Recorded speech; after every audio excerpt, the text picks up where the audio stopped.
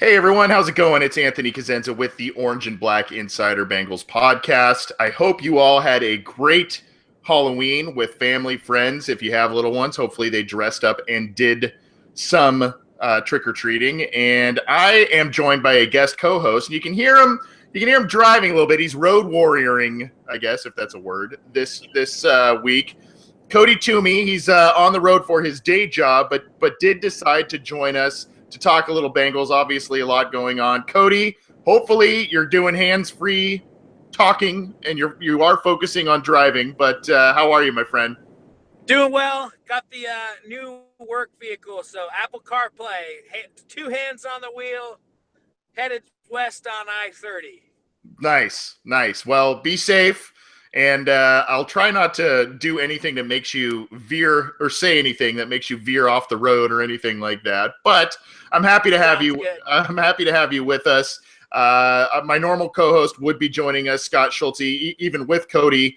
He's a little under the weather this evening, so unfortunately he couldn't make it. But again, glad to have Cody back on the show, and he's heading back home to Texas. And drive safe, my friend. But let's just dive right in. You know, normally when we start a show during a game week, we like to talk about, kind of the post-mortem, what happened this week, what the Bengals, and we're going to do that with the Colts. But there's a bit of big news that had hit this week, and unfortunately, it's kind of more news, same kind of result.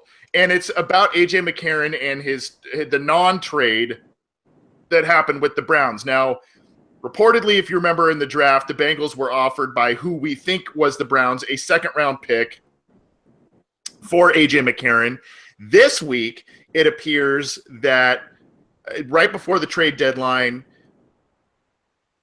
AJ McCarron the Bengals were offered for AJ McCarron by the Cleveland Browns a second-round pick and a third-round pick in next year's draft. Now, if you look at the Cleveland Browns record, those would be pretty high picks. So Cody, I've got a few questions for you.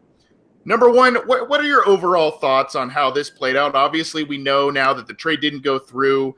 Initially, it had seemed that there was maybe a little miscommunication from both sides, but as more details emerge, it seems that the onus is more on the Browns for this deal not getting done. So were you surprised? Were you disappointed? Just kind of your overall thoughts on the non-trade of AJ McCarron to the Browns, which to me was a little surprising within the division and the animosity the Brown family has to that organization. But your thoughts?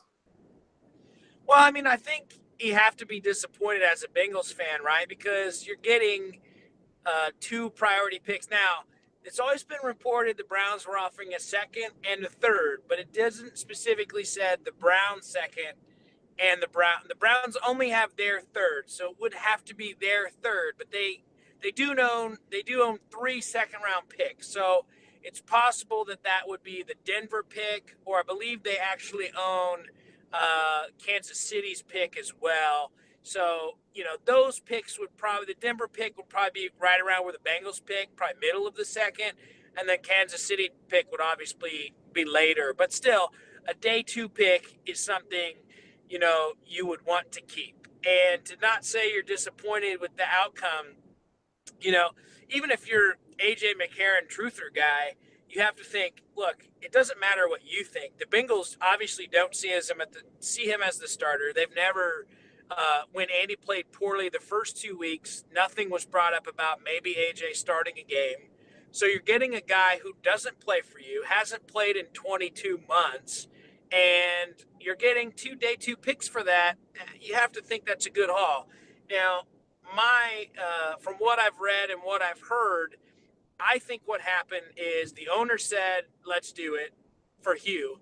Hugh wants to win some games, try to save his job. And I think Sashi Brown and the analytics guys begrudgingly admitted to doing it because they had to, because the owner is telling them to. They've executed plenty of trades. They know how to make trades. Someone didn't want that trade to happen. Told his intern to send it to the Bengals, who they sent it to Duke Tobin instead of sending it to the NFL, which clearly is just a way for them. And apparently, even on top of that, in case the Bengals would have seen it and forwarded it along, I also saw today that they purposely messed up. Well, not purposely. They also didn't include the verbiage of AJ McCarron would have to pass a physical on their piece, which also would mean that the two trade pieces were not equal, and it would have voided the trade even at that point. So I think analytics guys didn't want to give up their picks, and they're hoping they're going to get an extra year, and that if someone gets fired, it would be the head coach. So I'm not going to be conspiracy theory guy. I just think that analytics guys didn't want to give up the picks, and the owners and the coach did, and they got desperate. They gave up more than the analytics guys were willing to do. I mean, the Bengals have been on record as saying they told them second and a third, and they hang up the phone, and the Browns are the ones that called them back. So, I think you have to say the onus is on the Browns because some reason they called back, but somebody wasn't on board with this trade. It has to be the case. Yep, and there's so many pieces to this. You really nailed a lot of good points there. Obviously, we know the history of Hugh Jackson and the Cincinnati Bengals, both in the early mid-2000s as an assistant coach with the wide receivers. Then he returns after being fired from the Raiders, but right before that stint, or right before he rejoined the Bengals in this kind of mini renaissance the Bengals experienced earlier in this decade. Obviously, Hugh Jackson was a coach of the Raiders, lost Jason Campbell that year when the Raiders were trying to make a playoff push. They made that huge deal for Carson Palmer. The Bengals ended up, getting a couple picks, one of which was Dre Kirkpatrick. So, that kind of worked out. So Hugh Jackson wants a quarterback, and he is not afraid to sacrifice some draft picks for that, obviously. And this appears to be the case. The odd thing to me is you've got a rookie in Deshaun Kaiser that you spent a second-round pick on. Obviously, he's struggled, but young guy, you kind of want to see what you have in him. They have Kevin Hogan, a guy they've tried out, hasn't really worked. They've had Cody Kessler, another guy that they've tried out, hasn't really worked well. I mean, you're bringing in a fourth quarterback at that point and giving up more draft collateral. That's kind of puzzling to me. Obviously, if you've read anything else since the news of this non-trade has occurred, Jimmy Haslam, the owner of the Browns, and his wife, I guess, who was also part owner or involved in the front office, they went absolutely nuclear on their front office staff about this trade not going through. Obviously, they not only did they not get a player that many people in that building wanted, but they have egg on their face because this trade was botched. Now, obviously, we know that the criticisms of the Bengals front office, minimal, kind of minimized staff, a lot of people doing multiple jobs that should be delegated to multiple people, but one, it's now given to one person, that sort of thing, minimal scouts. We know that things have gotten better in the Bengals front office of late, but obviously, you kind of see it and you go, well, these two front offices, there's issues there for sure, but this does seem to be on the Browns' lap in terms of blame. Now, Cody, when I look at this trade, obviously the Bengals were intrigued because they get what they value the most, which is draft picks and high draft picks. I was a little bit bummed out or surprised, especially with the plethora of talent the Browns have at their offensive line position. Obviously, the offensive line is a major point of weakness for the Bengals this year. They're kind of teetering around 500. They have a chance to make a push going forward and maybe sneak into a wild card if things start falling their way and they rattle off some wins here. Were you surprised that they didn't actually ask for a player-for-player trade or a pick and a player trade? Because it seems like, to me, Marvin Lewis in his last year, this kind of make or break for a lot of people in this organization. It seems to me that if they really want to make something happen in 2017, they should have asked for someone that could come in right away and potentially help them this year, not 1, 2, 3 years down the line, right? Yeah, but if you're the Browns, they're trying to rebuild through their offensive line, which is obvious by their free agency moves, their trades, and things in the offseason. They're trying to build in the trenches. So they probably weren't interested in moving any pieces back on the offensive line. even though they're in a position, I'm sure Hugh thinks the only way for me to have a chance here is to keep my quarterback who might struggle upright and give him time.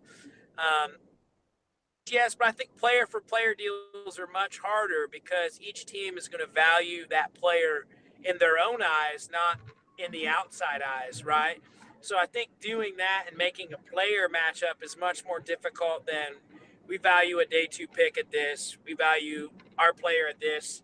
If we get 2 day two picks, we can use one of them to fill his void next year and one to fill another void. And we had a 5th round pick that we used to get AJ McCarron 5 years ago or 4 years ago. So we're coming at a net positive. We're going to go ahead and make this move. As where if you just try to get players, I think it becomes more difficult to make things match up. And I think another thing about Marvin and about this staff is I think Marvin knows that he either is done after this year, and that's in his mind that he's going to retire, or he knows that Mike Brown's going to give him a vote of confidence no matter what, as much as we don't want to hear that or do, depending on what camp you're in. And he knows his job is safe. So he thinks, all right, if we can do this, we can do it. And I can go back. I mean, if you think about it, that would have given them 6 picks in the first 2 days. They would have probably had 5 picks in the first 50. 10% of the first 50 picks would have been ours. And that's crazy. Crazy to think they would have had that many picks, and they would have had another pick at the end of the 3rd round of all people thinking, they're saying that, that may be the case, and for Zeitler. So when you think about that, they could have really put the old reboot button fast and got a shot in the arm. Whether that's you take 3 offensive linemen early, then you still have 2 luxury picks. However you want to do it, it makes you able to fix this team pretty quick and fill a lot of the holes they have. And it just sucks as a Bengals fan because I think it's clear that the Browns purposely botched this trade because somebody in that building didn't want it to happen. And if Haslam is coming out saying we screwed it up, I think it goes back to what I said, that Sashi Brown and the analytics guys that he's brought in, he doesn't want to fire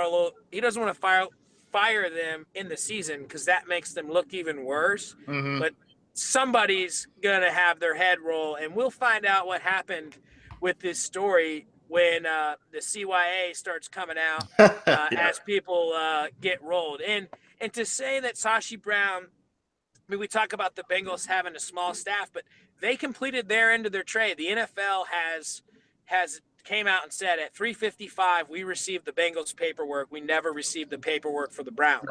Right. So I think having a small staff is not a big deal. And Sashi Brown telling his assistant to email the paperwork over, that sounds extremely fishy to me, that he would actually want it to get done if that's how, hey, assistant guy, wink, wink, make sure you email that over to the NFL, wink, wink, send it to Duke Tobin because he's not going to check his email right now. Yeah, it's just a very weird scenario, and it's also odd because, again, the Browns were apparently interested in McCarron back in the draft, and it didn't happen. So now that this kind of happens, and there's all kinds of questions, it's very possible what you're saying, even though it sounds a little tinfoil hat type of theory, it's very possible that there were people that kind of passive-aggressively put the skids on this deal, whereas the Bengals... Went rogue.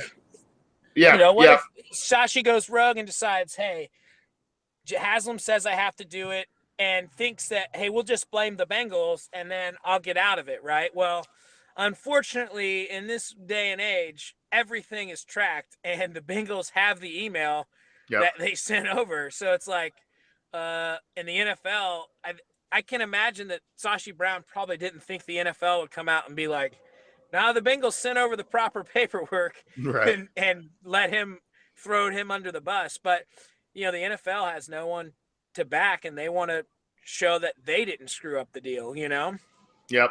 Yeah, we're talking with Cody Toomey, and I'm Anthony Cosenza. This is the Orange and Black Insider Bengals podcast. Thanks for tuning in live. And I want to say thank you. We're going to continue talking about a number of different topics. I want to say thank you to our listeners who still tune in live. I know our schedule, in terms of when we normally record, our schedule over the past few weeks has been a little crazy, a little mixed up, and I apologize for that. There's been some different kinds of scenarios that have been popping up with us on this program, but we appreciate you dealing with our wackiness and still tuning in, still downloading the program. You can get this program on iTunes, on SoundCloud. You can subscribe to our YouTube channel, get all of our videos. All of our content is on cincyjungle.com. And then you can get in touch with us on Twitter at BengalsOBI, as well as via email, theobinsider@gmail.com. One final thing, I think I'm kind of getting the sentiment from you already. But one final thing on this McCarron non-trade thing, even though it was not the Bengals' fault from what we know of this situation, do you think the Bengals are major losers that in this non-trade? Or do you sit here and you say, you know what, maybe the Bengals optimistically rattle off a few wins here in the middle of the season, they get back in the AFC playoff picture, and you look at a team like Houston, who just on Thursday found out that in practice it looks as if Deshaun Watson, who was playing very well, tore his ACL and he's done for the year, it appears. Do you say, well, you know what, even though we didn't get the draft picks and we could have had some great collateral next year, the Bengals have a very good insurance policy on the bench in case something happens to Andy Dalton, which could be more so the case this year than many others because of the struggles of the offensive line and the hits he's been taking this year. I'm going to go ahead and stay on the fence here for you and agree with you that I think if there's any year that we may see our backup and it's predictable of that, it's going to be this year, in the sense that Andy's taking hits. You can tell he's very slow to get up at times. He even the camera caught him with a nice eye roll at Bodine last week when he just totally whiffed on a block. You saw Andy look at him and just eye roll like, dude, I mean, seriously, the guy right in front of you just walked right by you and you didn't touch him, please.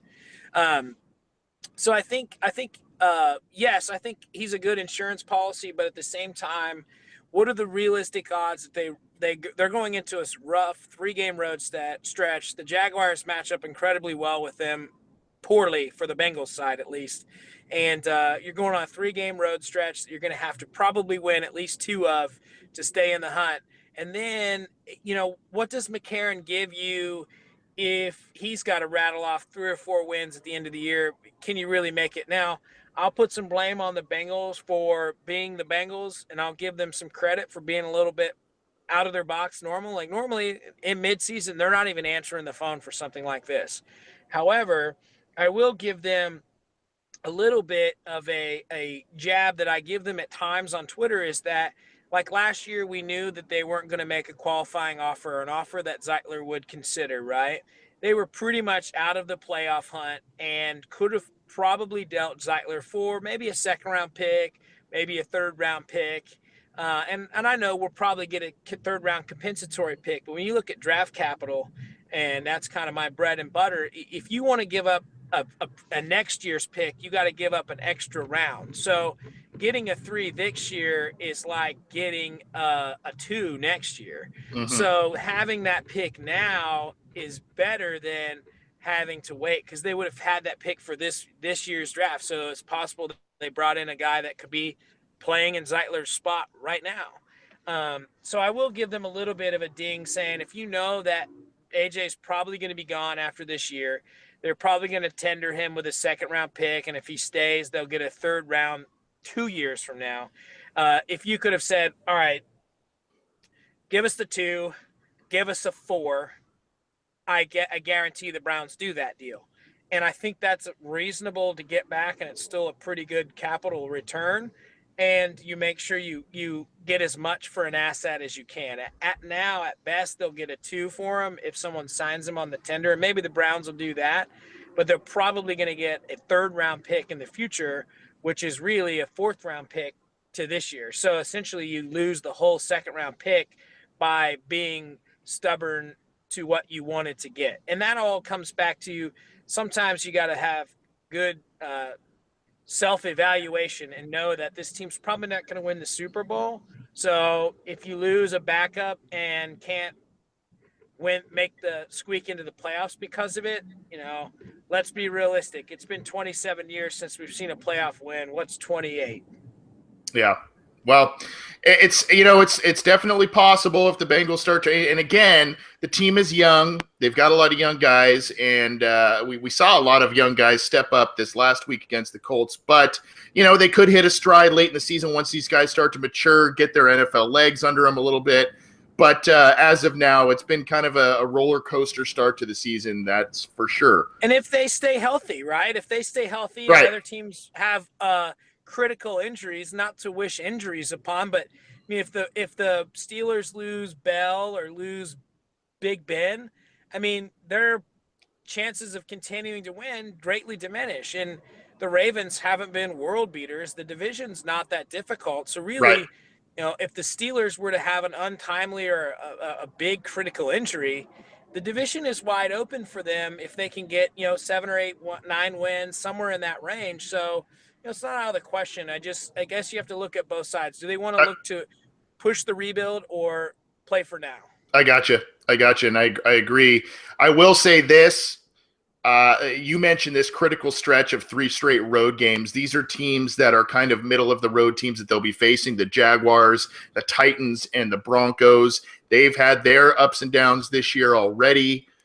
Broncos made a switch at quarterback. Jaguars have lost a couple of guys on Allen Robinson's out for the year, all that kind of stuff. So, I mean, they've been a little up and down as well. If the Bengals can kind of get past those teams, get a couple of wins there, all of a sudden Houston, a team that they lost to earlier this year, loses their starting quarterback. They lost J.J. Watt for the year. Whitney Merciless is out for the year. So, huge blow to Houston today. Yeah. It can't be understated how big he had changed things for them.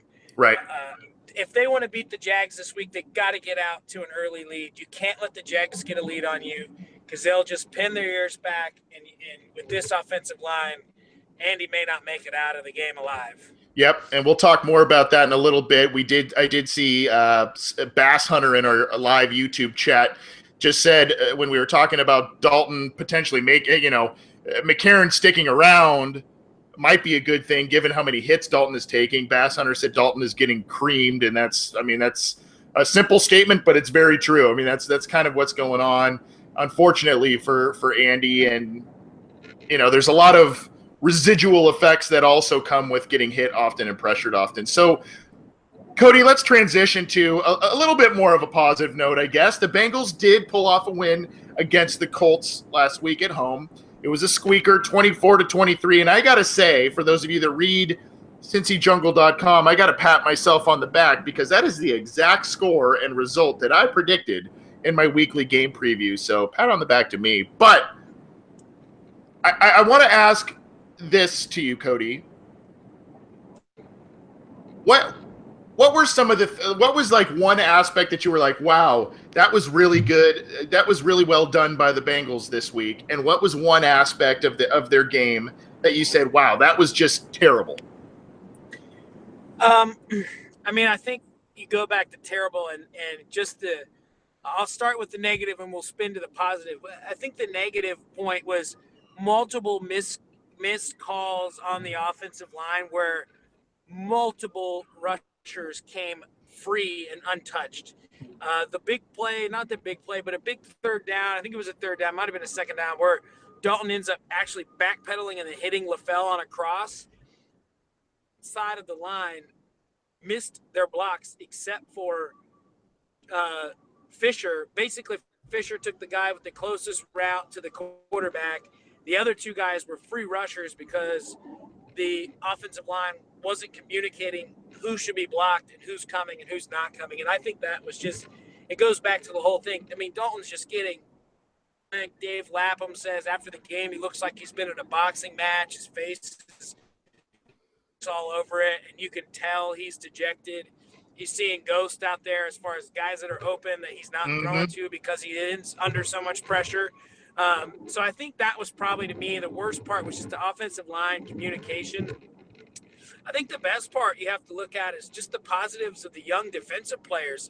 William Jackson, the third, on the T.Y. Hilton, he made a huge mistake and was able to use his speed, get back, and break that pass up to T.Y. Hilton, one of the best speed receivers in the game. I mean, that is not anything that we've seen as Bengals fans in a long time. Maybe even the first year Pac-Man was back here when he kind of was doing a lot of those pass breakups and catching up from behind with his speed. And, that and Carl Lawson just continuing to be, knock on wood, healthy, and everything that we thought were his positives coming into his draft season without, everyone said if he stays healthy, he's going to be this. Well, body, he's staying healthy, and I think the biggest positive from that game is that Carl Lawson and William Jackson III both look like cornerstone pieces that this team can build around for the future. Similar to when Geno and Vontaze came on as young players, and we thought, wow, these guys were guys we didn't give up much for, and we got a lot out of that right now, and they're really good players. Yep, and if you're, everybody knows that 2010 draft class. That's, you got Dunlap in the second round, and then you got Geno Atkins in the fourth round. Obviously, a couple years later, Burfict, the undrafted free agent, and those are your cornerstones of that defense. For me, I'm going to say my biggest disappointment was the special teams unit, and that's usually a very sound unit, a very Darren Simmons is known as one of the better special teams coaches, and like it or not, the Bengals usually use some of their exciting rookies, their high draft picks of recent years on special teams. So there's a lot of talented guys on the special teams unit. There's a lot of speed, but my God, you give up a 20-yard punt return. Your punt returner, who's been so steady over the past year and a half, Alex Erickson, muffs 2 punts, loses one of them. Randy Bullock misses a field goal. Well, he gets blocked, I should say. And more on that a little later. And then he's hurt. Yeah. It just was, and to me, as you go into these games coming up, the Jags, the Titans, the Broncos, especially on the road, and the Steelers, and then the Ravens again, those teams are beatable. You don't need to absolutely play perfect, but the Bengals on special teams had 2 opportunities for the other team to recover fumbles and missed what should have been an easy 3-point play. You cannot do that as you're trying to make the playoffs. You just can't. Obviously Brandon LaFell almost had another fumble as well. It just Joe Mixon had another fumble. That's not special teams, obviously, but you can't give the opposition a lot of opportunities to get turnovers, especially even though your defense is playing pretty well. They're not creating many turnovers. So the Bengals, I think that comes with youth. I think that comes with carelessness. I think it comes with maybe, I think it shows how much Cody Core is. It might be an indicative of how much Cody Core is important to that special teams unit now too. Yep. And one thing I also want to add about the special team struggles, I don't have the exact number with me, but I think it was 34.8 in terms of net yards per punt for Kevin Huber, by far his lowest of the season so far, and he's had a pretty good season. No punts inside the opposition's 20. Not a good day from him either. So special teams to me was a disappointment. There's so many other things I could point out as positives. I totally agree with you, Cody, on the young defensive players. Jordan Willis blocks a punt early in the game. I forgot about Willis. Willis had a great game. Yep. Carl Lawson has a sack. Darquez Denard's playing well. William Jackson's playing well. So a lot of young guys, higher picks, doing some good things. I agree with you there. I'm just going to kind of go cliche and broad and just say, you know what? A lot of things were not going the Bengals' way on Sunday. Yeah, they weren't playing world beaters in the Colts and Jacoby Brissett, but they found a way to win, and they created. Yep, they created a play that, especially Carlos Dunlap, created a play when it was absolutely critical. They created a play, and then the defense stepped up towards the end of the game, not only with Dunlap's play, but beyond that, stifling them in a 1-point game where even a field goal could have won, getting them in field goal position. It wasn't pretty to me, but it was a must-win game if you want to keep your playoff hopes alive. They did it, and somehow they found a way to do it. That's kind of my positive out of it. So, Cody, one last thing on this game. Are you encouraged or discouraged because you look at the Colts team, and I don't think they're very good, to be honest with you. Now, in the NFL, a win is a win, and we all know that, and get the W, as you just said. And I don't know. 1 point, you're at home. You're kind of facing what is and probably will be a career NFL backup in Brissett when it's all said and done. Are you saying, hey, you know what? I'm relieved they got the win. I think they might ride some momentum. Or are you kind of saying, yeah, it's still not that great of a team, at least to this point? Yeah, I mean, I think you have to be a slightly discouraged, and we don't have Tom Brady and a quarterback that I think that anyone's going to think all of a sudden he's going to put this team on his back and carry him. But when you're in situations when you need a big play, your big players make big plays, and Carlos Dunlap was able to do that, get the team a much-needed win. I don't think Indianapolis is very good, but I think if you lose that game, again, playoffs totally out of the picture, but there's a really good chance that this fairly young team just spirals out of control if you lose a really big game like this one. So I think that was huge. I'm a slightly discouraged. I think the really missed opportunity is you miss that field goal, you miss the opportunity to score. That would have put them up by 10 at the time, and it could give them a chance to put their foot on a 2-4 team's neck and think, okay, they're just going to give up in the second half. They don't really come out with much fight, as where, luck may have it, some bad call. I think a bad call that went against them causes Indy to get a good field position. The Dunlap personal foul, not Dunlap, the Lawson personal foul.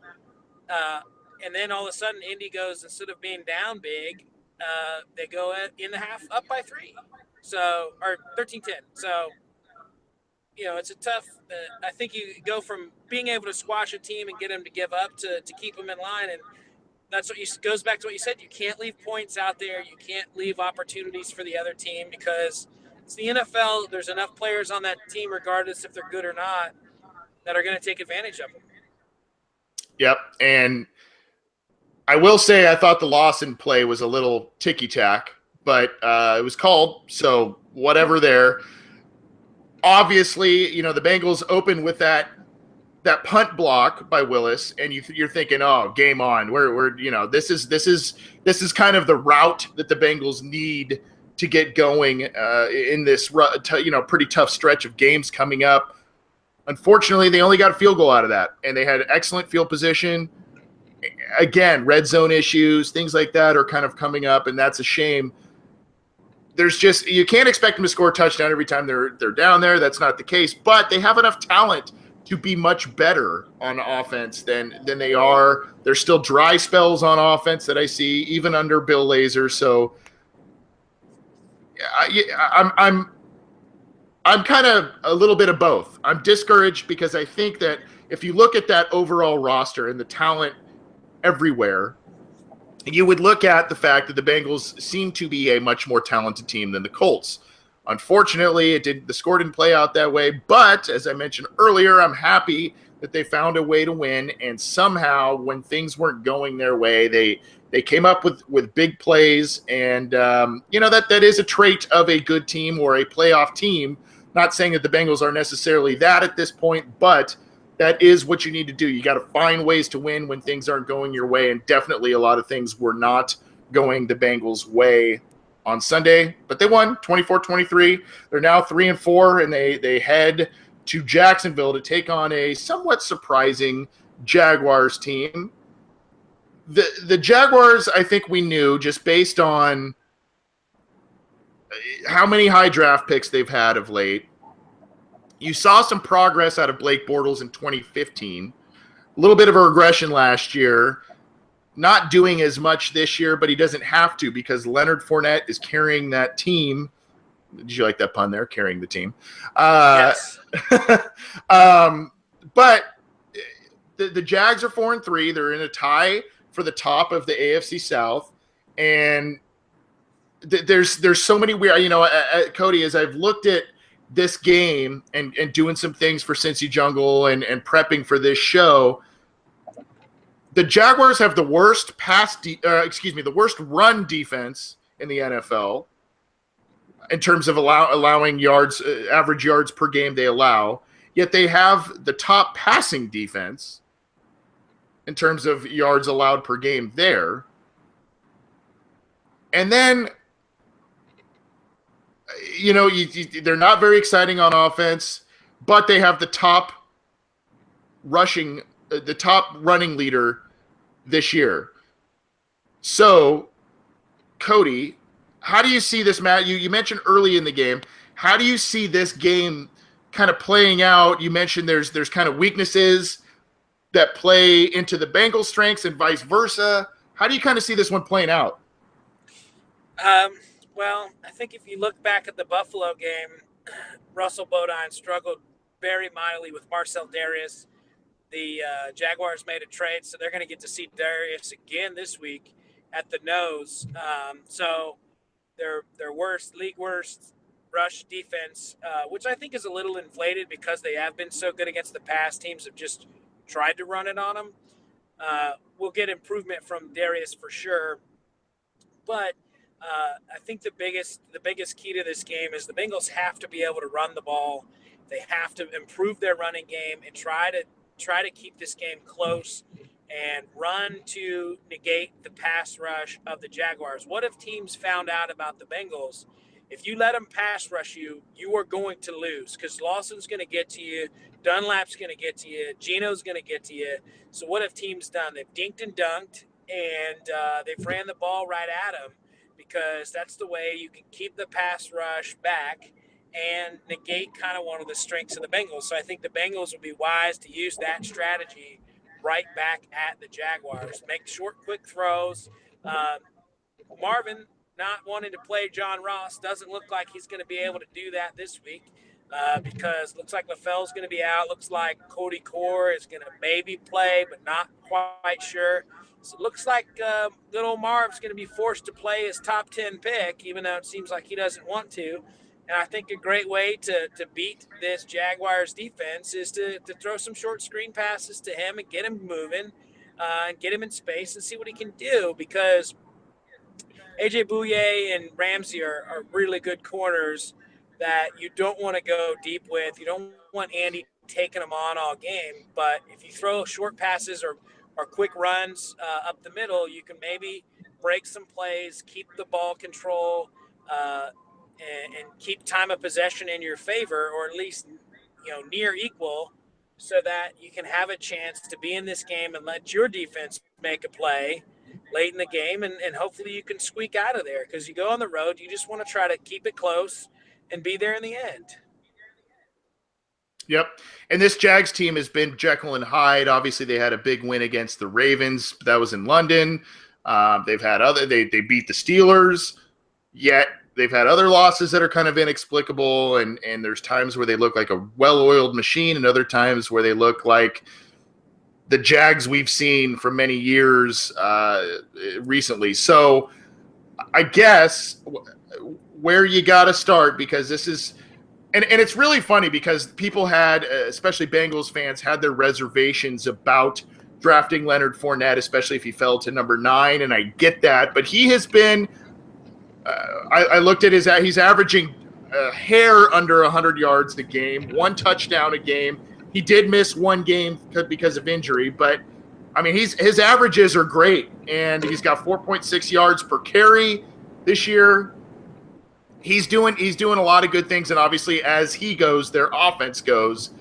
The Bengals defense has historically been, at least over the past decade or so has been pretty good at stopping the run. This year's been a little bit of a I don't know what you want to call it. They're middle of the road right now. I believe they're number 16 stopping the run.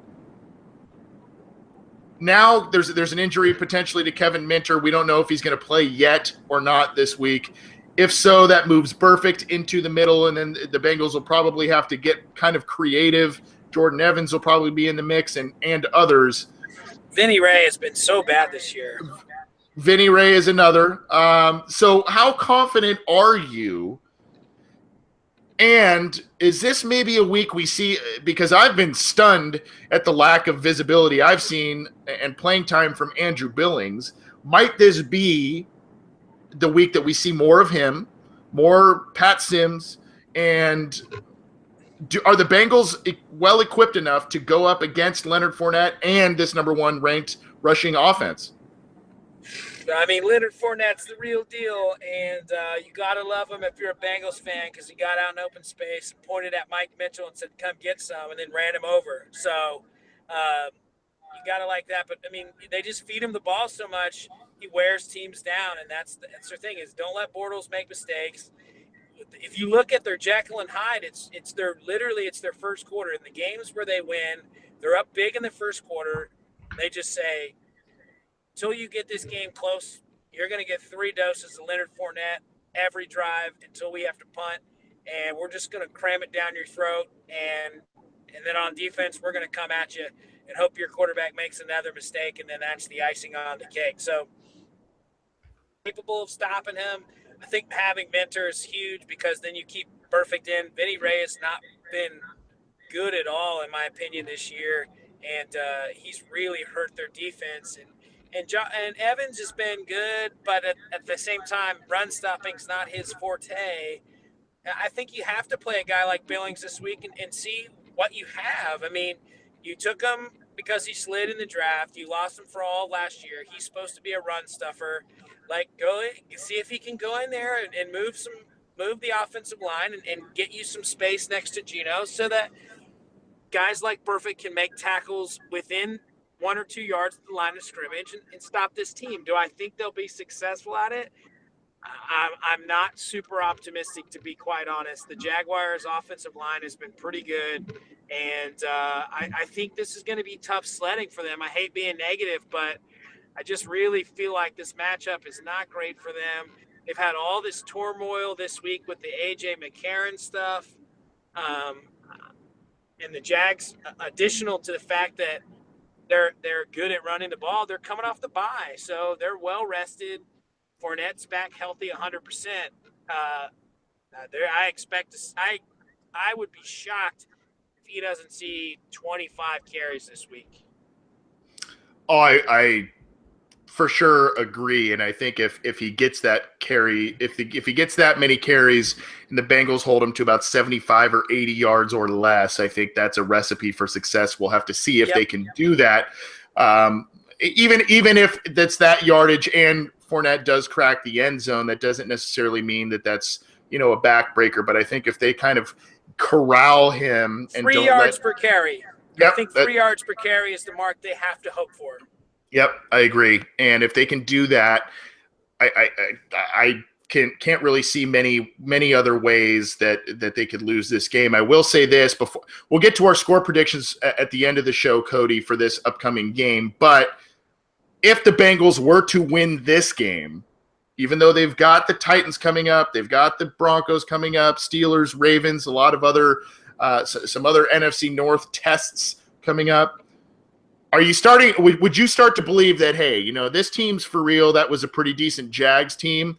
Or are you kind of saying these are 2 middle-of-the-road teams and it was kind of a coin flip game? I think if you go into Jacksonville and win, I think the Jacksonville team is the real deal in the sense that if you can go get them to not be able to play their game. I mean, they went and they beat the Steelers bad. They beat the Colts bad. They beat the Ravens bad. So if you can go in there and make them play your game, I think it says a lot about this team. And maybe they just played down to the Colts because they overlooked them. And I think a win this week really tells you they're 500. You push reset on the season and you say, look, we're 500. We're 4-4. We got 8 games left, and we got to go out there and win 5 of them. And you start off by going to Tennessee and winning that game, and then you got to feel really good about your chances in Denver against Brock Osweiler, even though they have a good defense. I think as long as you come out of this stretch at 5-5, or ideally 6-4, you got to be feeling pretty good about your back half. Now, if you come out of this 4-6 or 3-7, I think you can pretty much put the squash on the season. Right. Yep. I agree. I think this would, and it seems weird to say because Jacksonville has been such a team that is not. It just they haven't been looked at as a good team in general, and unfortunately, that's just kind of the case with them. But if the Bengals, I think this year this is an improved Jacksonville team. They have their warts. But I think if the Bengals can go down there, get a win, I would be impressed with that one, even though, quote unquote, it is the Jacksonville Jaguars. But I do think they're a pretty decent team. Kind of an interesting comment from our good friend Michael Myers in the YouTube chat, talking about essentially.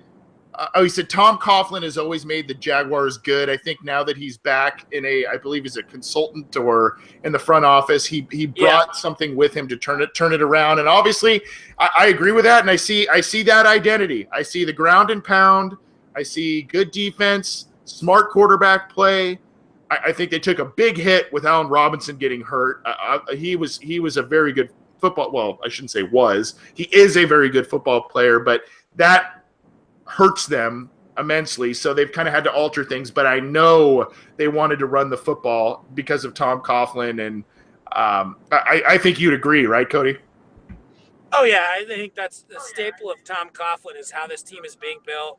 They took a running back early so they could just lean on him, not have Bortles do much, and just try to win that way. So I can't imagine them trying to change they're not going to change the way they play unless you go and make them get behind, make Bortles throw the ball, or else he's not going to do it. And Coughlin going there and getting a competent coach and getting rid of Bradley is something that had to be done. Yep, and they look like a different team. They sure do.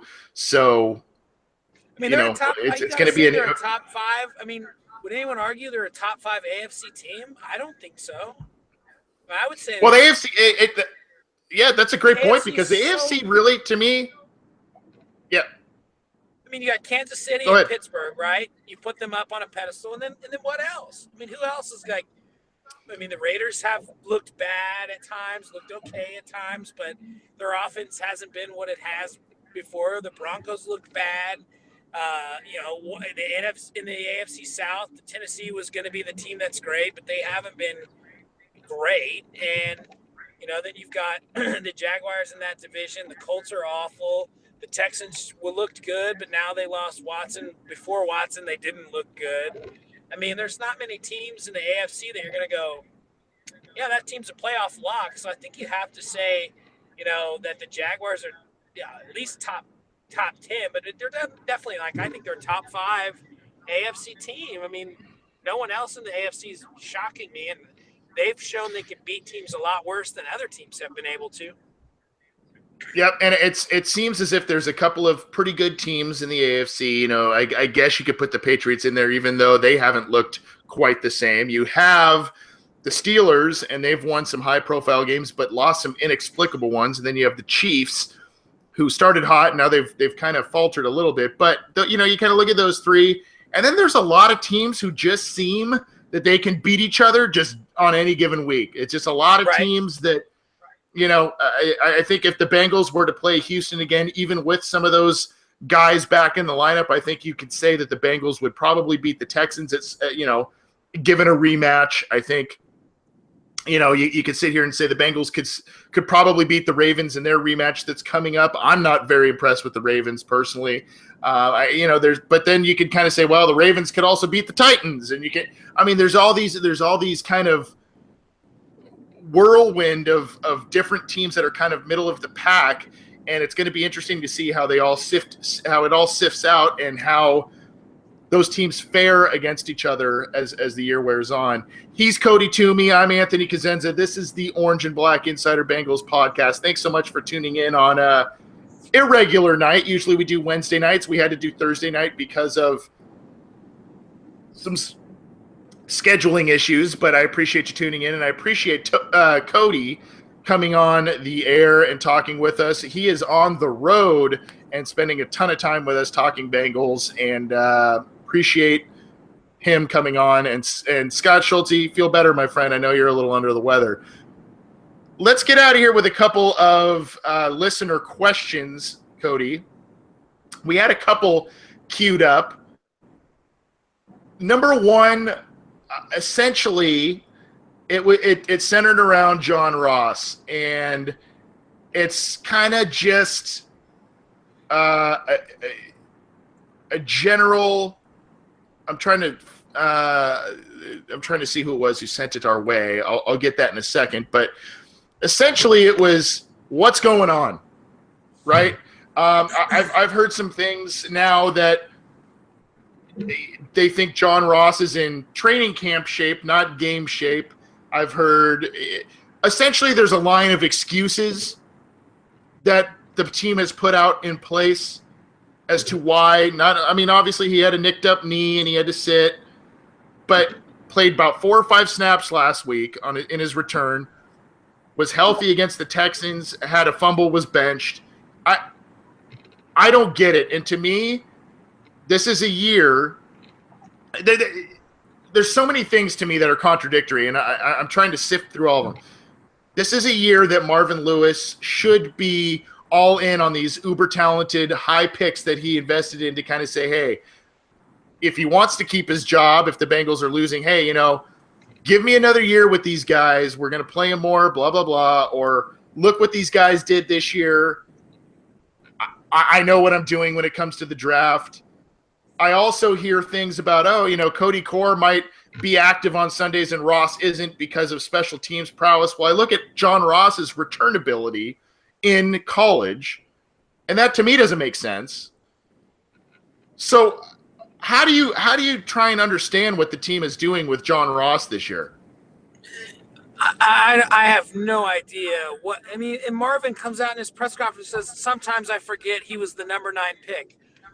Are you kidding me? Like, that's a top 10 pick, and you just go, oh, sometimes I forget he was a top 10 pick, and that's why fans want him to play. Well, if you forget he's a top 10 pick, then you should be fired right now, because you obviously should know the talent level of somebody who you think is worthy of a top 9 pick that you refused to trade out of that pick on because you were worried he wouldn't be there if you traded back. So if you're going to stand on the table and say, we're too worried to lose him because we think our offense, I mean, remember when he was drafted, we think our offense can be unstoppable with him. And then now you're not going to play him? Get it sometimes how this team and how Marvin makes excuses like, okay, he's in training camp shape. Then don't make him active last Sunday. Say he's still getting back into shape from his injury. But to say he's not going to play over Cody Core blows my mind. The level of talent between the two players is unexplainable how different it is. Ross, when healthy, it can be. I mean, look at Will Fuller. Will Fuller is John Ross who can't catch as well. And he's just destroying it in Houston because they just throw him the ball deep. Like, corner play in the NFL is down. Speed at corner is hard to find. You've got a guy that can blow by anybody and force teams not to double AJ Green, yet you want to give him 6 snaps in his game back. Like, if he's in training camp shape, I bet you he'll still run a 4.3. So is it really that big a deal? Unless his knee's still hurt, there's no reason for them not to give him playing time. And it's just unexplainable to me. Like you said, Marvin should be trying to win his job and keep it. And what is he doing to keep his job if he's not going to play these talented players? Josh Malone, athletic player that they signed with speed, gets out there 1 week, gets separation, gets open, gets a touchdown. What's Brandon LaFell going to – when does he get separation? Never. Not on deep routes, that's for sure. And that's something that is lacking. I mean, even AJ Green this year is far below his average on 20 plus yard plays this year. And I didn't do the question true justice, so I'm going to give it a follow up. I did find it. It's from Travis Spanky at I Run Relentless on Twitter. And he said, honest opinion, is this Marvin, Laser, or a Ross thing in terms of him not playing? Andy Reid seems to trust Kareem Hunt. Why can't we trust a rookie? And that's kind of the follow-up is who is this on? To me, it's on Marvin. I don't think it's a Bill Laser 100%. thing. I think Bill Laser 100%. I think Bill Laser is chomping at the bit for speed, for someone to get separation, for a player out there that they can get creative with. To me, and this isn't a knock on Ross, but I think he's a far more talented Andrew Hawkins. I think he can do things on special teams. I think you can create gadget plays that are safe but provide excitement. I mean, hell, his only play of the year was a nice little run. He ended up fumbling the ball, but I think he got 8 or 9 yards on it. And if you the could guy do had these put safe his helmet plays on him, he might have housed that ball. There was no one else in the way. From all 22, right. They miss him in that section of tackling and that 9 yards deep. There were 3 guys there. If he happens to go a different direction and the guy misses him, he is gone. Yeah, and I think that's what he provides you every time you give him the football. Yes, there might be a fumble. Yes, I understand the concern of maybe he runs a corner route instead of a post, and Andy Dalton expects him to be somewhere, and that turns into an interception or a big incompletion or what have you. But these are the rolls of dice you have to take, I think, with exciting picks, top 10 picks. Your offense is struggling to score points, and you have a guy who you won't play who at any given time he touches the ball can take it to the house. I mean, it's inexplainable. Look at Joe Mixon last week. You can't get him open in the running game because we can't run the ball. And maybe that's why they don't want to throw it deep, is because they're scared to have Andy make a 5-step or a 7-step drop. But you get Mixon the ball in the flat, and what's he do? He takes it for 70 yards. You know? Yep. Get Ross the ball, let him make somebody miss, and then see if somebody can catch him. Yeah, and even if he's out there on snaps as a decoy, I mean, yes. I think at some point there will be safeties that will move out of the box that are in the box just because he is on the field. To me, it's just this is not a Bill Laser thing because it wasn't a Ken Zampese thing, even though he only had him for 2 games and one of which was the fumble play. But I think if you design 2-3 plays a game for him, a shovel pass, a little crossing route, something safe where he can do it, and you give him yards after the catch opportunity, that should be enough. And then the other 10 to 15 snaps he's on the field, he's a decoy, and that's it. And you want to know how many? I mean, if you're that, go ahead. I was going to say, you want to know how many catches per game Will Fuller's averaging? He's got a lot because I have him on my fantasy team. He's averaging less than 3 catches a game, though. He's just housing them because they're throwing. Yards. Yeah, the yards. Yeah. Right, but I'm saying a guy like Ross is the same thing. Get him the ball and let him work. And I agree with you. It's got to be Marvin, because if I'm Bill Laser, I can't look myself in the mirror and say, I'd rather have Cody Core out there for the 5 punts in the game versus John Ross for the 40 snaps I could put him in. Come on. Have Fetchel cover punts and figure it out. I see Tom Brooks in the YouTube chat, and he has a good point, saying, to be honest, I think at least I think he's talking about Ross. To be honest, he looks a little lost out there. Maybe so. And you don't want a rookie going out there and running wrong routes and potentially causing more turnovers to an offense that can ill afford that. I understand it. I get it. But he is a weapon. You drafted him for a reason. You drafted him at number 9 for a reason.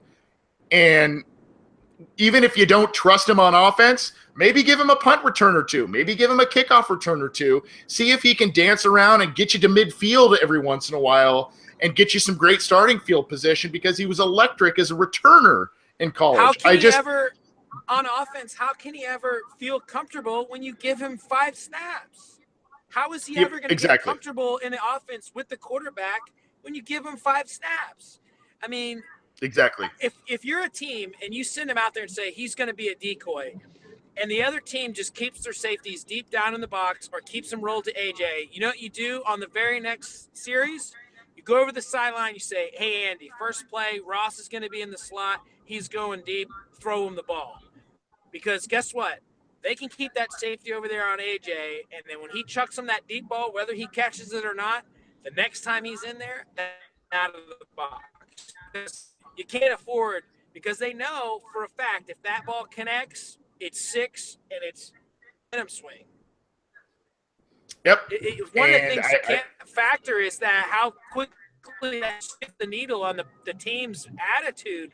When somebody it's like hitting a home run in baseball. It's more than the one run it puts on the board. It's the positive momentum that the team gets from it. You throw a 60, 70-yard play, the team gets pumped up, and they say, we're going to go get this now. We can do it. What will frustrate me, and I don't want to continue to harp on this because we've got a couple other questions, then we got to get out of here. But what would frustrate me is if the Bengals start losing games, and I hope they don't, but if the Bengals start losing games, right? And of course, then at that point, you're 3-7, you're 4-9, whatever it is, in the last handful of games, you're like, well, which they've done in seasons that have been lost. Well, let's see what we got out of our young guys. And all of a sudden, John Ross is a guy that you create plays for. You get him in there because it's like, well, we got to see what we got out of him. And he explodes in a number of different facets. That would drive me nuts if that were to happen. And then kill their draft position by winning games that they shouldn't at the end of the year because they play guys they should have been playing all year. Right. And that would drive me nuts. Now, I'm with you. I don't want to lose my mind if we're like, now we're going to play him, and him and Malone just start ripping it up. Gosh, yeah, that would. Again, that's down the road. They've got a lot of games to play. There's a lot to happen over this next half of the season. But if that hypothetical were to happen, I would just not be very pleased about the approach. And we've seen Marvin. Unfortunately, we have seen Marvin. For those of you who have followed the Cincinnati Bengals, we have seen Marvin play favorites and totally not play favorites with young players, rookies, that sort of thing, because they don't practice the right way, quote unquote, because they can't stay healthy, quote unquote, whatever the case may be. Sometimes you gotta let guys play, and there are guys. I don't want to open a can of worms, but you can sit here and say, Tim Tebow, for example, not the prettiest practice player, whatever. Somehow he won games in ugly ways. A gamer. There are guys who are just gamers, and even though they don't practice the right. Carlos Dunlap was a guy. He sat for basically the first half of his rookie season. All of a sudden, second half of his rookie season, he explodes and gets, I think, 9.5 sacks that year. You have to just. It's this odd dichotomy to me, Cody, because they supposedly really, really trust their draft process, and that's where they hang their hats on. Yet there's so many players that end up having to bide their time. Yeah, and guys don't make the team. J.J. Dielman, Jake Elliott, guys don't make the team, or they end up having to bide their time, sometimes unfairly. And to me, it's just.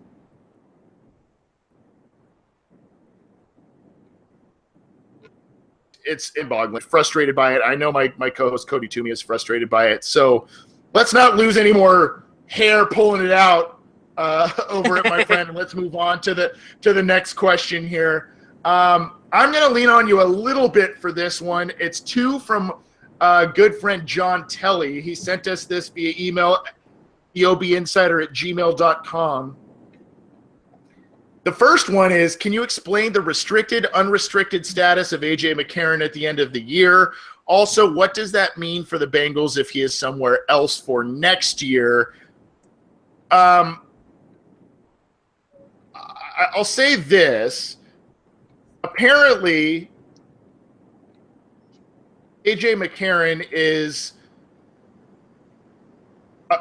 appealing with the league. We don't know exactly the details on it, but it seems as if he is appealing his restricted free agency status and trying to be an unrestricted free agent next year. Now, if he was to do that, and if he was to win that appeal, he would be probably a very hot commodity on the market.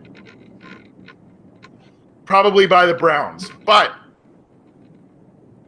essentially, if you really want me to get technical, a restricted free agent is one with 3 accrued seasons, 6 or more regular season games with a team, so not someone who's just been on a practice squad, of service, who has received a qualifying offer, that sort of thing.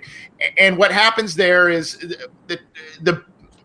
in this case with McCarron, the Bengals would have kind of the first right to offer him the proper contract. And then as a restricted free agent, that's when other teams can come in and do offer sheets, and try and match or better offers, and then the Bengals would then have to say, okay, yeah, we'll match this offer, and then they would have the first right to this player. Now, if you remember a couple of years ago, Hawkins. this happened with Andrew Hawkins, and the Bengals gave him a low round tender, and he ended up leaving, and the Bengals kind of had egg on their face of that. Now, I will say this: when you tender a player, there is a first round designation, a second round designation, and then there's a designation that is the round they were picked by their correct. Or if they were an undrafted free agent, you do not receive compensation, which I believe is what happened with Andrew Hawkins. So correct. If the Bengals were to do something with AJ McCarron, they would, and they say, as a restricted free agent, you would need to, X team, whoever wants him, would need to pay this contract, and if they don't, then the Bengals would receive a first round compensation, a second round compensation, whatever their compensation is. Obviously, the money value is higher. That's my interpretation of it. Now, I if you want to add anything to that, Cody, I'm all ears. But what do you think the Bengals do? Is my real question to you with McCarron in this regard going forward? So yeah, you pretty much nailed it on the head. There's a certain amount of money, which is pretty significant for the first round tender. The second round tender is less money, but still substantial. But I think, for McCarron's case, it would be a 5th round tender, which I don't think they will do, because at that point you just you're not getting much in return. So if he wins this battle, they'll probably get a 3rd round comp when he leaves. But I don't think he'll win it because he was on the NFI. If I were the Bengals, which I am not, but what I would do as the Bengals is give him the 2nd round tender and hope that someone comes to sign him. Because if you give him the 1st round tender, that's fine. But honestly, you probably are going to end up paying him that 1st round tender price because no one's going to come give a 1st round pick to get him. Now, ideally, if you're the Bengals, you tag him with the 2nd round tender, then the team has to give up their 2nd round pick that year. So if Cleveland were to come get him, you're getting picked 33 or 34 or 35, wherever they're at, for AJ McCarron, which is a pretty good haul, and it's better than the 90-something pick, which you would get if he went as a comp pick. So if I were the Bengals, that's what I would do. I'd give him the 2nd round tender and hope someone comes to get him. Not I totally agree, because whatever it is, and take it. Yep, I totally agree, because I think that is manageable in terms of a salary if you were to keep him, and I think that he probably would get scooped up because that is a doable cost for clubs that need a quarterback. You look at Miami, you look at Cleveland. There's a lot of. If you keep him, remember you have until the week 9 to trade him. Contract team might want him. You might still get a 2nd or a 3rd out of him later in the year. Yep, and I've been asked also, both at Cincy Jungle and various platforms, what about the transition tag on him? Well, unfortunately, if you know about the transition tag, essentially that's a lower version of the franchise tag, where the franchise tag you would have to a team, if they were to sign somebody away as a franchise tagged player, they would have to give up first round compensation. Transition tag is a little different, but the transition tag only applies to unrestricted free agents. So if AJ McCarron does not get his appeal granted to become an unrestricted free agent, and he remains a restricted free agent, the Bengals cannot and would not use the transition tag. Could not. On AJ Way McCarron. Too much money. Yeah. It would be more than Dalton Yep. makes, even the transition. Yep. Transition tag, think Tyler Eifert. I think that Tyler Eifert might be a guy they transition tag. Good point. Good point, especially with his injury history and all of that. It'll be lower than the regular tag, and if somebody wants to come get him with the transition tag, they've got to give up a 2. So at least you get something in compensation right away, because someone's probably going to pay him, and if somebody wants to come in and pay him, instead of getting a 3rd round next year, you'll get a 2nd round again this year. Pile up picks. I agree. And the transition tag for tight ends is only like a little bit more than what he made this year, so manageable. Yeah. And I mean, that's a side conversation, but it is going to be interesting to see what the market is for a guy like Tyler Eifert, just not only for the Bengals, but teams around the league. So, follow-up question, a quick one for you, Cody. I actually don't really know, to be honest. I don't know if I know the answer to this one.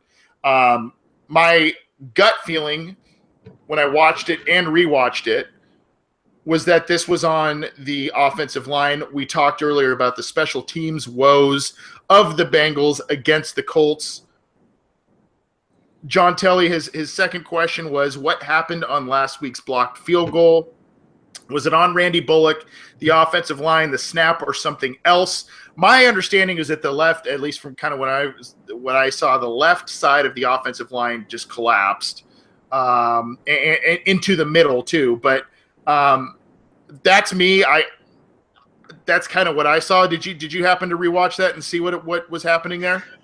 Yeah, I watched it. I couldn't really tell. I'm with you. I think somebody lost their balance on the left side, and it kind of domino effect, because they usually interlock their legs in the field goal blocking, right? You know, so if one guy goes down, it can kind of domino effect. I think Bullock hit it a little bit low, because it was a pretty short kick for him to be kicking as low as he did. But I think that one was on the offensive line.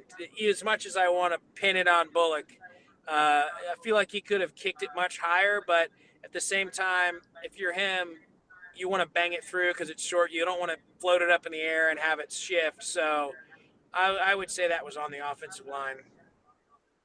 I agree, and I do agree with the trajectory that you're talking about with Randy Bullock's kick. I thought that was low, but I also think, he's kind of saying this is kind of. I think it was a pretty short field goal attempt, and he's probably saying, this is kind of a gimme.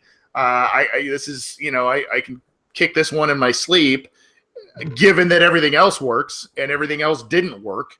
It's kind of like putting in golf, right? The short putts, you just pound them hard and get them through. So he may have been trying to make sure he didn't miss a little chippy, so he hit it low and hard, and then if the line gives in, they're going to be able to get their hand on it.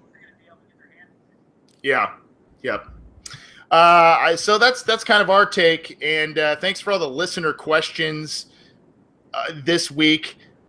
We did get a nice compliment from Tom Brooks in the YouTube chat saying, by the way, love the podcast. I must listen every week if you can't be here live. Greatly appreciate that. And it's due to my co-host, Scott Schultze, guys like Cody Toomey who come on this program, Joe Goodberry, other SB Nation writers from blogs that, the Bengals are facing that week. And we try and mix it up. We try and have some fun, but give you some insight, and I'm glad it's appreciated. Cody. Yeah, thanks, Tom. Before we get out of here, Yeah, that's pretty cool. Pretty cool stuff. I appreciate it. And Cody, I don't know if you've been listening recently, but we also get some nice compliments and questions from people internationally, people that live in the UK and Asia, and there's people in the Caribbean that listen to this program. So it's pretty cool to know that, number one, there's Bengals fans all over the globe, and number two, that they listen to this podcast and enjoy it. And I hope we can continue to bring that same content to you. So, Cody, you are international on this show, my friend. Can't believe it. Never thought those words would be uttered.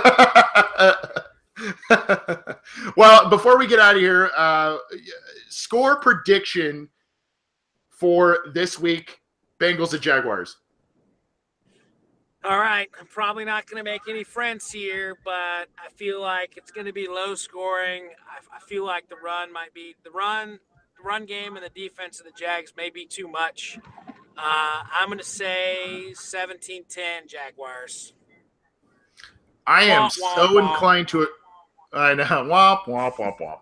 I am so inclined to agree with you. But I guess I have to be the positive voice on this episode here. I'll say 20-17 Bengals. And I'm riding a one game hot streak, so I got to ride the hot streak, Hey, and you never know, having a guy like Ross be forced into Marvin's hands, maybe he causes trouble. Maybe he one of the underestimated factors of him is if those safeties come out of the box because of his speed, maybe they can start running the ball. Yep, and I agree with you that this very well could be a very ugly game for the Bengals, just given the pass defense that is so strong for the Jaguars. And I agree that this is a tough game to win, but I do think, on the other hand, it's also a winnable game. I don't think the Jaguars are invincible. Yeah, I don't think the Jaguars are invincible. I think they have some issues, but like you said, there's just some weird. If you look at statistical rankings of teams and units and all of that stuff, there's some weird mismatches coming up on this week. So it's going to be, you're going to need to watch and see, is the terrible Jaguars run defense going to is it going to stifle the Bengals' awful run offense? Is the strong passing defense of the Jaguars going to stifle the Bengals' meh passing offense? I mean, there's all kinds of different. Are the Bengals going to be able to rush the passer well, which they have done all year against a pretty decent Jaguars offensive line in terms of protecting the passer? A lot of different things going on. There's always a chance that Bortles goes Bortles. That's true. And there's two different Bortles. That's for sure. Cody, thanks for joining in, man. I know you're driving, and I know you're on your way back, driving through the dirty South there, my friend. But drive safe. Hey, man. Thanks for coming on. Made my drive very enjoyable. I appreciated it. Hopefully.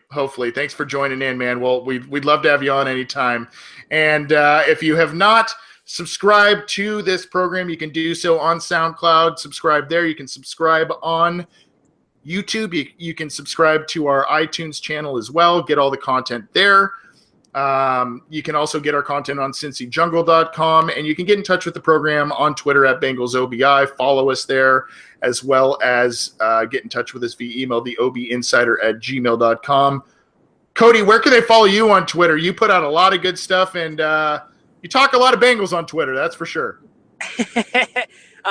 Same handle as before, at CODIKI, Kodakai. So follow me on Twitter, and every once in a while I'll say positive things about the Bengals too. He's a very every once in a while there's a positive. All of us have those moments. We get a little. I try to be very real, though. I think a lot of times with the Bengals media, they're just too soft, and they're like, "Oh, things are going to be great," and sometimes you just need to be like, "That wasn't very good." We need to. Well, that's what happens when the club pays your bills. You know what I mean? Very true. Yet they have yet to pay one of my mortgages, so I can say what I want.